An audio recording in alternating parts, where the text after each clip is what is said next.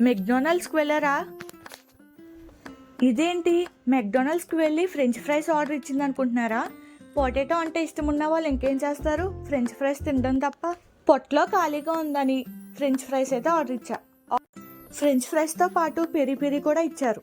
ఆ పెరి పెరిని ఆ ప్యాకెట్లో వేసి మొత్తం అయితే మిక్స్ చేసా. మిక్స్ చేశాక ఇంకెందుకు ఆలస్యం, తినేయడమే. Okay, bye friends, subscribe.